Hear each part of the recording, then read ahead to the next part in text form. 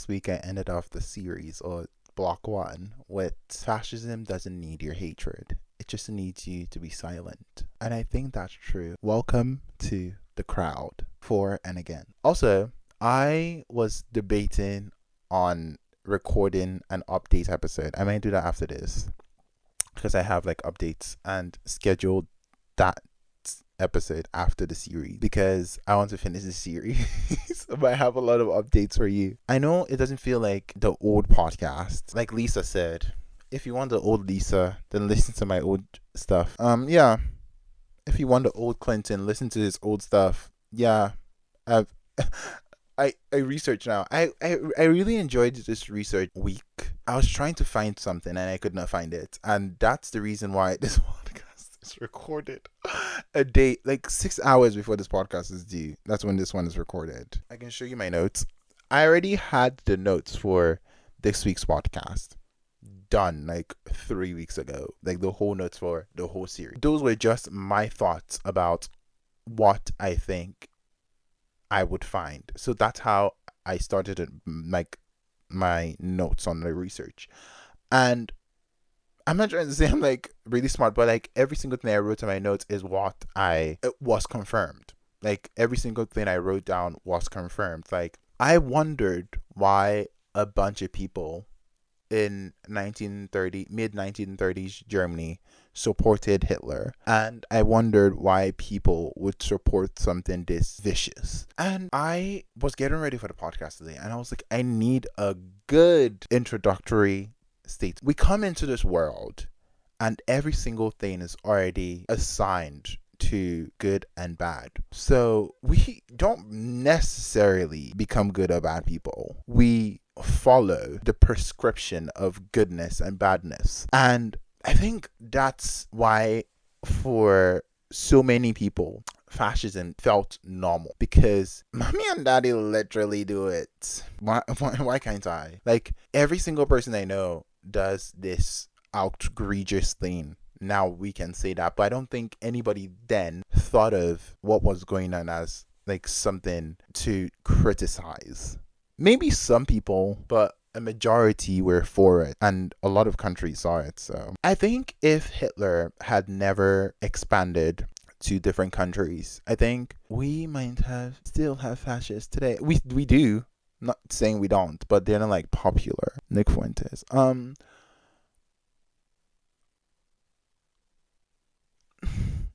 Yeah, they're not popular unless you're looking for them. Like they're not mainstream. That's what I'm trying to say. They might be popular in their like bubble, but they're not like mainstream. What if we took, I know it's impossible for this to happen now because everybody's being ethical, but I love everyone being ethical, but I want to know some stuff that my brain has been thinking of, and that would be really good to do.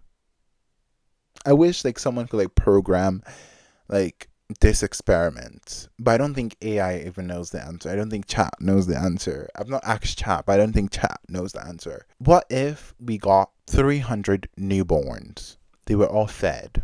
They all had what they needed. They were fed. I remember an experiment where the child was like fed but never got like motherly love, and they might have died. I can't remember that study super well. I'll have to check that. But they all live until they're like 7, and then we leave them to exist. And there's no external influence to tell them what's right or wrong. They get food because they're 7-year-olds, they're still kids. They get food, they get water, they are truly and purely isolated.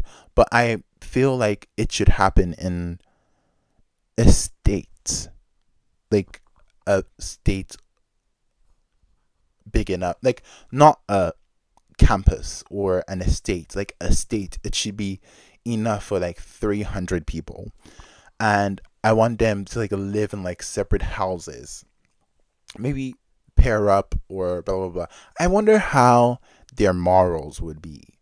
I'm reading a book right now. It's called The Righteous Mind, and it basically talks about ethics. Um, so back to these people. I think if you were born into it, or if you were convinced that what is going on is right, and everybody's clapping for Hitler, you're like, oh, what he's saying must be right, so I should clap. I feel there's this herd mentality humans have, and that I have diagnosed a lot of people in my life and that I've observed with. And even on the internet, you see their herd mentality. Let me break this down. On YouTube, there is this new thumbnail. Before it was like the blocky fonts. Now it's like the AI looking photos for YouTube thumbnails, and like people click on that. And this is a very interesting question I feel you should answer. If you see a video on your TikTok feed and it has 0 likes, are you inclined to like it? Let's say the video is a mediocre video. It has 3 likes. Are you inclined to like it? But let's say exactly the same mediocre video, but with 350 likes. There is this weird feeling we get as humans that we don't want to be like, I don't want to miss out on like the popular culture. Everybody's like liking this video. I have to like it. 300,000 people have liked this video. If I don't like this video, then I don't get the joke. So I'm not funny. And yeah, I know I'm making this really funny, but I truly believe as humans we do that.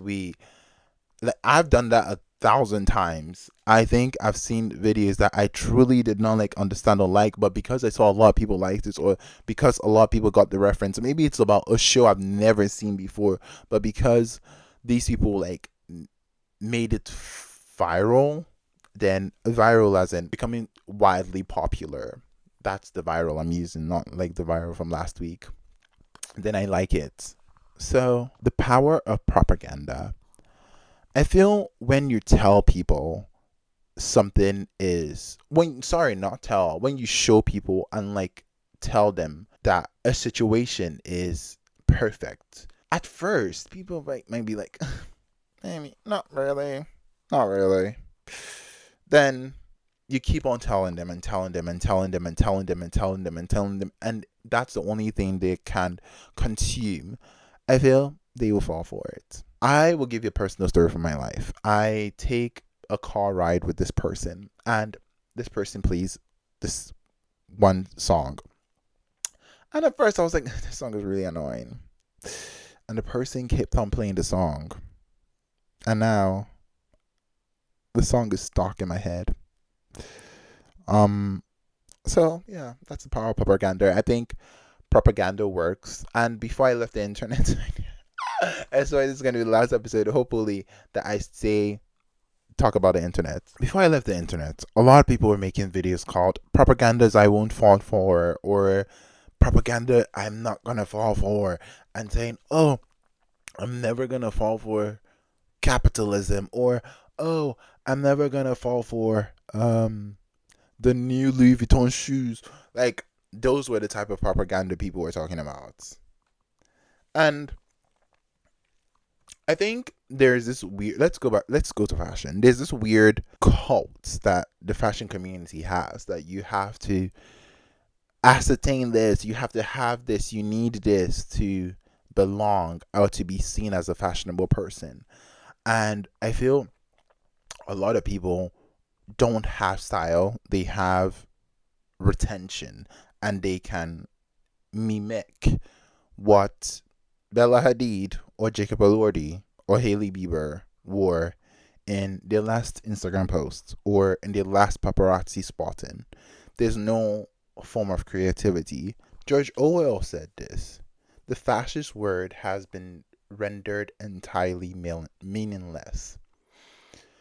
And any English speaking person would accept a bully as a synonym for the word fascist. I know I said last week that a lot of people use in American media or American politics say, "Oh, X is fascist, Trump is fascist." Like, I don't think you can say that. I fully said last week that I don't think Trump is a fascist. From every single thing I've learned, he's far from a fascist. Does he have some things that aligns with what Hitler did? Yeah. But he's not aligned with Mussolini, and Mussolini was like the real fascist. Hitler was like a Naziist. So yeah. I don't believe the people who were for Hitler were necessarily villains. I don't believe that they all had this destructive mindset. I believe for a lot of those people, they were happy to be part of the chosen team or like the chosen group of people. I believe if it happens today and like a bunch of people are going through hard times, I know there are people who like step up, but even with the people who step up, they would have they will feel relieved that I'm not part of like the group that are really being persecuted. I could hide this anytime. I could leave this anytime. Nobody will actually know I supported this. Um, I feel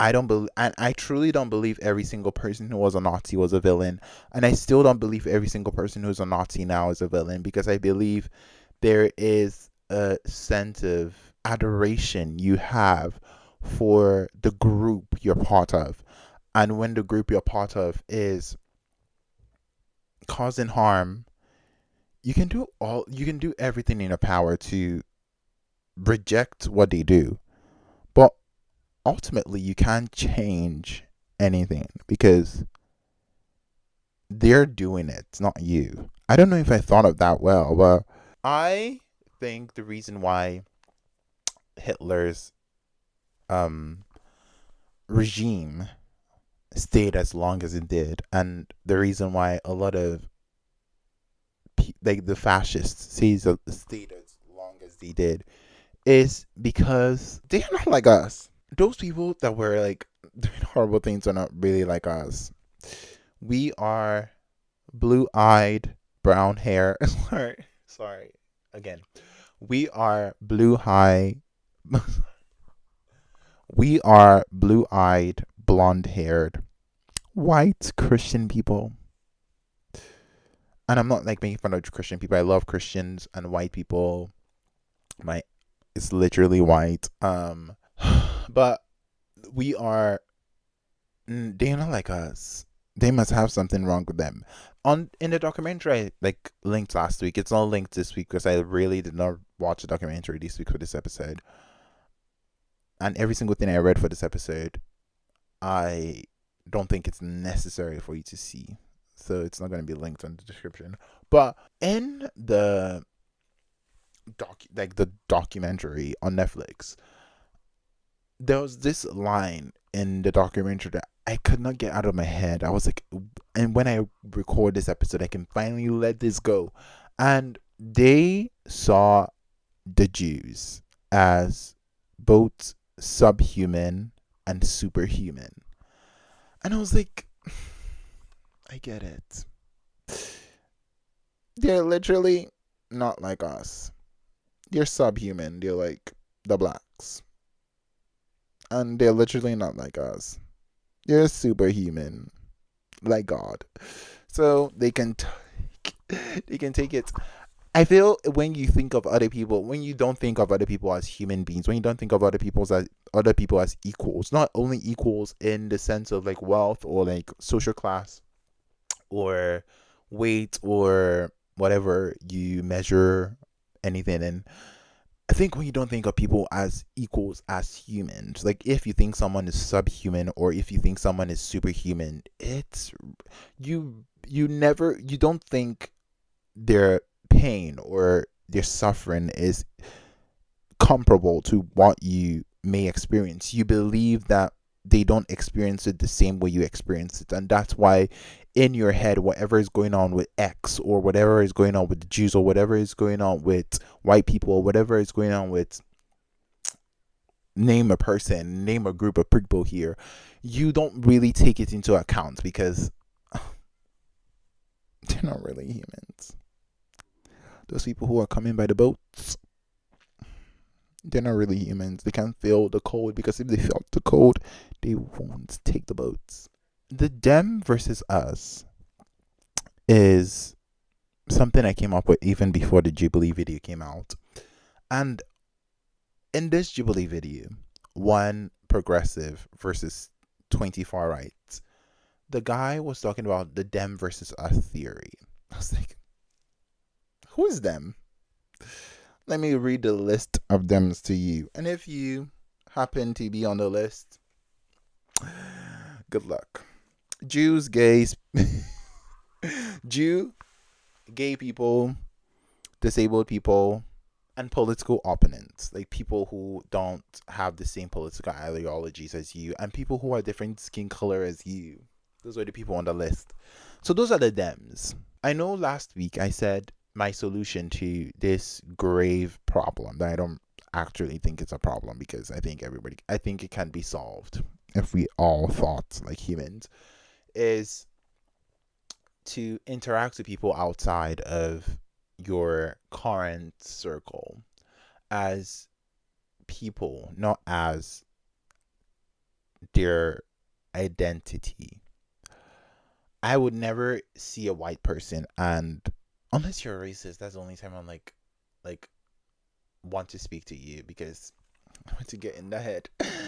I'm going to get in a white person's head who's racist one way or the other. Not only whites, the black racists, the Indian racists, the South Asian racist, the East Asian racist, the Arab racist. I want to get into all of your heads. I want to know what y'all think. I want to know what y'all think. Yeah, I want to know. And I don't want to see it on the internet. I want to see it in real life. Yeah. Yeah. Pissing me off. Pissing me off. On this podcast, I've made a lot of references that if you are tapped into pop culture, I'm tapped into pop culture in a way that I don't need the internet to feel my social quits, or like my social clips that I like reference. I just need to watch shows and then copy things from that show. Yeah. I'm watching a new YouTuber. That's why I'm behaving like this. I used to be so normal before. I was scared of filming myself like this, but it's my character. And I am a sponge and a chameleon at the same time. I switch according to the person I like at the moment, not like sexually, but like on the internet, and behave like that person for weeks, months, maybe even years. Quick story. I was watching a show called Her Mother's Daughter. It's like a Filipino show. And in this show, the character walks in this like noisy way. So after watching the show for like weeks, I started walking like that in class, like in school. I was just walking like that the whole time. We are special. We're Christian, white, straight, and German. This is the ideal. That's the golden standard. That's what's make us us. Like I said last week, we were born into it. We did not earn our safety. We inherited it. Y'all, y'all. I've not been speaking a lot. I need to start doing talking exercises. There's this phenomenon, and I think it's propaganda because, like I said, I have never been in a meeting. Maybe I'm a very uncool black person or an uncool person of color, But I've never been in a meeting where anybody says, let's attack these people. By these people, I mean,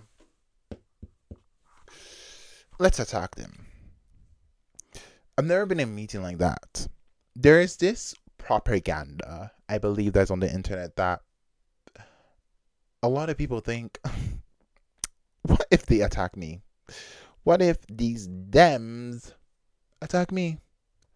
We have to protect ourselves from the Dems. The Dems are trouble. And I have a podcast episode that I'm working on for the future, but it's of this video from Nick Fuentes. I'm gonna try and get this video added to this like podcast episode. Hi, Edison Clinton here. The reason why I'm not adding this video into this podcast episode is because Nick Fuentes is banned on YouTube, and I think he's banned everywhere. Also, what he said in the video is the reason why he's not racist, but the reason why he doesn't like black people, or the reason why he's afraid of some black people, is because of the way they act in public. And I was like, oh, that makes a lot of sense. We need to act better. Yes, I saw the video on Twitter. I'm gonna add the link on the description. Thank you. Bye. And he kind of made sense. Blacks, let's do better. Um, what if they attack us? And what if the people who support this cause, the other Nazis, find out we are not true Nazis and they attack us for not being true Nazis? How do I know my neighbor is like me, like not a real Nazi? How do I know that my neighbor is not like a staunch Nazi who wants to see every like body go down? So I have to keep up the act. I have to keep up the pretense. I have to keep up with the Jones. I have to make sure keep it up with the Kardashians. I have to make sure every single person thinks this is what I believe. And even if it's not what I truly believe, I can't really protest. Because Kylie did it last week. She's blue. She has blue eyes. She has blonde hair. And she's in prison now because she supported the Jews. I'm going back and forth. I think you know now because I did that last week. And if you have not watched last week's episode, go watch it before you watch this episode, because this episode will be very confusing if you don't watch last week's episode.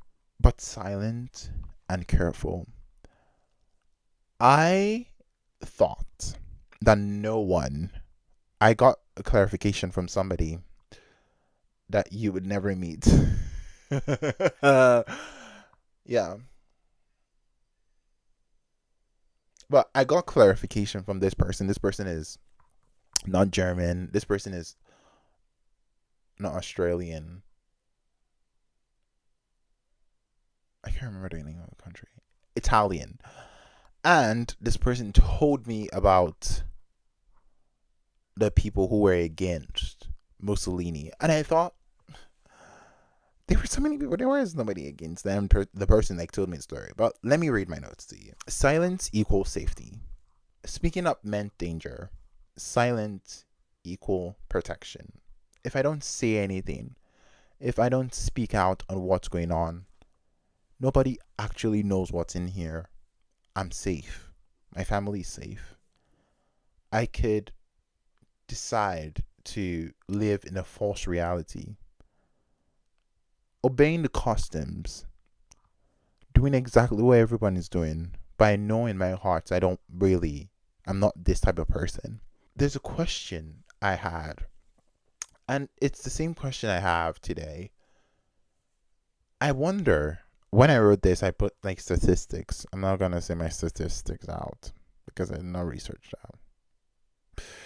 I would have checked that, but I did not, so I'm not going to say them out loud. But a question Jewish people would have asked your neighbors when this was going rampant would have been, can you hide me? Because they would have never searched a German house. I believe most people would have said no. A few people would have said yes. And a lot of people would have said nothing. They'd have avoided the question, been indifferent, be silent, shut the door, because they don't want to get involved. There's this quote that says, not choosing is still a choice. And I feel not choosing between yes and no is a loud choice. It's not yes or no, but it's still a choice. For a lot of people in the against pile, it's easy not to know the suffering that's going on. I know they had propaganda movies, but at the same time, there's word of mouth. There are people who worked in the concentration camps who saw what's happening. And there is this innate behavior we have as humans to communicate or gossip, which is the right term in this analogy, with our neighbors or our friends and tell them what's going on. And when someone tells us something like juicy and interesting, we're not like, okay, I'm not gonna say that to anybody. Like, we tell somebody else. You tell somebody else. I don't have anybody else to tell, so I tell myself again. They didn't want to ask questions. They didn't want to learn more. Because if they knew, they can't pretend that they're innocent anymore. And I feel the ability to have a film of innocence when when other people are going through hard times, or when you're going through hard times, or when Sally from down the street is going through hard times, and you don't know, is a form of protection. Because I feel Sally's going through that hard time and I really don't know. And then one day I find out, and then I tell her, "Oh, I'm sorry for having this hard time." It makes a lot of sense. But if I knew Sally was having a hard time and I literally ignored Sally still, that's not a good thing to do, is it? The reality is the crowds were who were for were louder. The people who were for it were louder. And the people who were against it were silent. The supporters for this atrocity were more visible, were more vocal, and they were more organized. And the people who were against it were either too scared or uncertain or too overwhelmed. I believe that many people were indifferent and they were swept up with the propaganda. That's the quiet truth. It didn't affect them, it didn't affect their families. So they didn't speak up. They weren't fascists, but they weren't allies either. P.S. I'm talking about the people who are against here. I know sometimes when I'm like reading my notes, like I that's the end of this block. But I found out something this week because I've been doing a lot of writing on Substack. Not a lot. I have only 3 articles out, or maybe 2. And I wrote a paper last week. Not a paper, a Substack. And on that Substack, I said the ending. I was talking about my dad, and when I was speaking about my dad, because I spoke about him at the top of the article, but at the end I spoke about him, but the whole part Substack was about my mom, but it felt weird when I me reading it. I knew I was talking about my dad, but I feel like if no someone had not read that Substack before, or doesn't know me and reads that, they will be confused about the end. And I found out this week that you should make every single thing you're writing as clear as possible.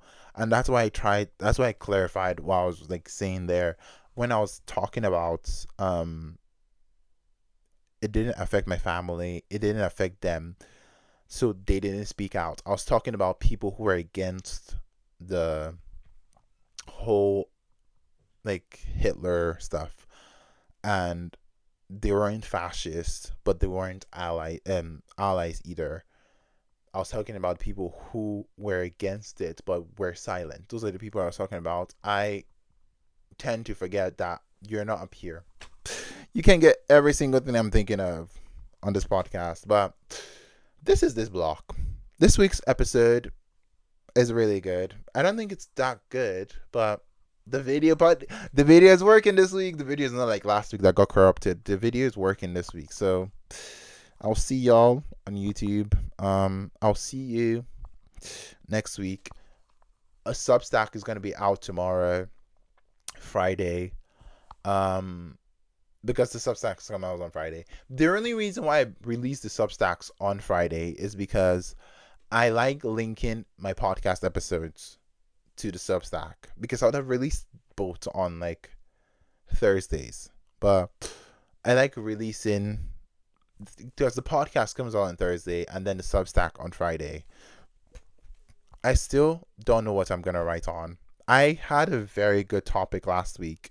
Last week on the Substack, I spoke about my birthday because I turned 52 52 last week. Yeah, I turned 52. I was not going to do like, you know me. We know each other. I'm not going to do a birthday episode unless my birthday falls on a podcast day. But I wrote to Substack about my birthday. I turned 52. I know I look good for 52, but black don't crack. I'll speak to you next week on a very lovely episode called Alligator Alcatraz, which was the foundation of this whole podcast series, sorry. And I hope you understood when I went back and forth with like my references. And I think I'm going to start putting my notes on the description as well, so you can tell like what I'm talking about. But it's not perfect, so I'm not gonna put it on the description yet. I think when I like fully dedicate my life to like working on the podcast before I start recording, then I'll start doing that. But I will speak to you next week on a very interesting topic, which is called Alligator Alcatraz, for and against. Truly, that's all that has been on my mind. I will speak to you next week. Bye.